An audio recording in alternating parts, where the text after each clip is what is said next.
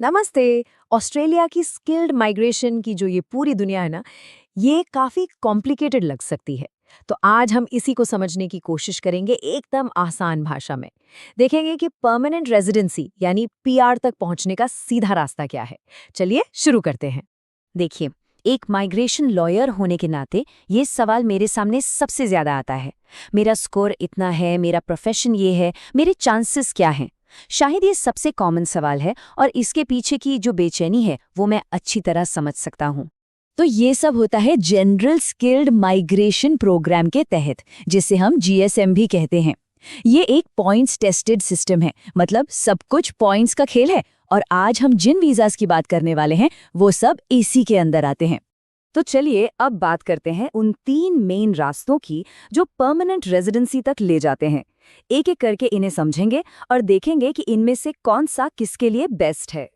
हाँ, तो ये 3 नंबर्स हैं, 189, 190 और 491। इनको याद रखना जरूरी है क्योंकि स्किल्ड माइग्रेशन का पूरा खेल इन्हीं के इर्द गिर्द घूमता है। तीनों ही पॉइंट्स पर आधारित हैं और तीनों के लिए अप्लाई करने से पहले एक इनविटेशन मिलना जरूरी है। इन तीनों में जो सबसे बड़ा फर्क है वो समझना बहुत जरूरी है। 199 वीजा में इनविटेशन सीधे फेडरल गवर्नमेंट से आता है और अच्छी बात यह है कि आप ऑस्ट्रेलिया में कहीं भी रह सकते हैं, कोई पाबंदी नहीं। लेकिन 190 और 491 में क्या होता है कि कोई स्टेट या टेरिटरी आपको नॉमिनेट करती है।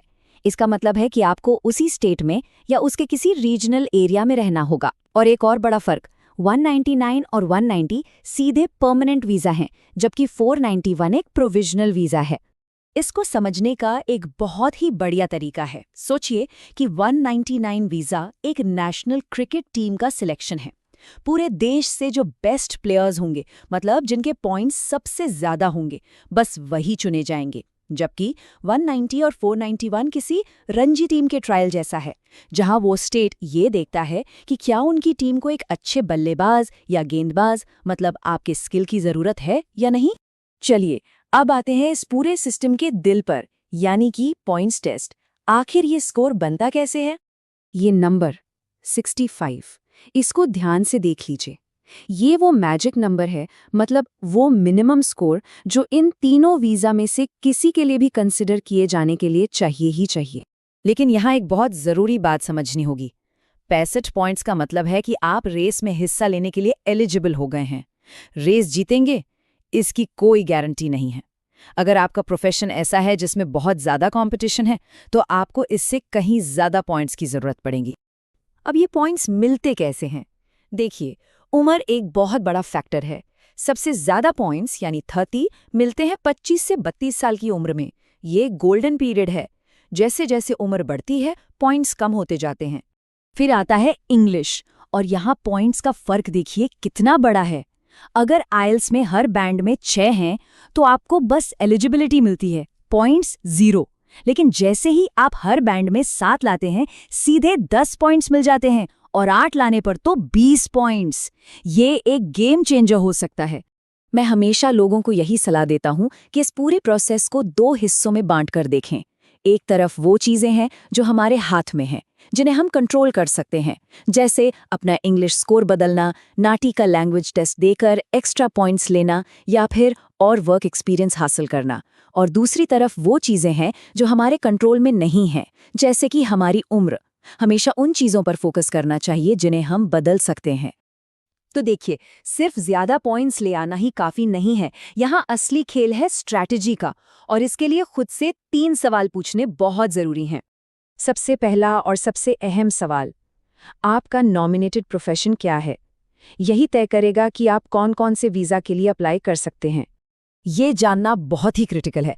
जो 189 वीजा है वो सिर्फ medium to long term list वाले ऑक्यूपेशंस के लिए है, लेकिन 190 और 491 के लिए ऑप्शंस ज्यादा होते हैं। पर शर्त यह है कि आपका प्रोफेशन उस खास स्टेट की डिमांड लिस्ट में होना चाहिए जहां आप अप्लाई करना चाहते हैं। अब आता है दूसरा बड़ा सवाल, आप इस वक्त हैं कहाँ? ऑस्ट्रेलिया के अंदर यानी ऑनशोर, या ऑस्ट्रेलिया के बाहर यानी ऑफशोर? और इससे बहुत ज्यादा फर्क पड़ता है, आप यकीन मानिए। कुछ स्टेट सिर्फ उन्हीं को नॉमिनेट करते हैं जो पहले से वहां रह रहे हों। कुछ के पास ऑफशोर एप्लीकेंट्स के लिए रास्ते खुले हो सकते हैं, लेकिन ये हमेशा नहीं होता। आपकी लोकेशन आपके ऑप्शंस को या तो बढ़ा सकती है या कम कर सकती है। और फिर आता है तीसरा और सबसे जरूरी सवाल, जो सारी बातों को एक साथ जोड़ता है। आपका स्कोर क्या सिर्फ ज्यादा है, या वो आपके प्रोफेशन के हिसाब से कम्पिटिटिव भी है? ये कोट पूरी कहानी बयां कर देता है। अगर कोई अकाउंटेंट है तो 70 पॉइंट से कुछ नहीं होने वाला, बिल्कुल भी नहीं। क्यों? क्योंकि उस फील्ड में इतने सारे ग्रेजुएट्स हैं कि कंपटीशन बहुत तगड़ा है और इन्विटेशंस 95 या 100 पॉइंट्स पर मिल रहे हैं। लेकिन वहीं अगर कोई नर्स है जिसकी डिमांड बहुत ज्यादा है, तो हो सकता है कि 65 पॉइंट्स पर भी बात बन जाए। कंपटीशन प्रोफेशन टू प्रोफेशन बदलता है।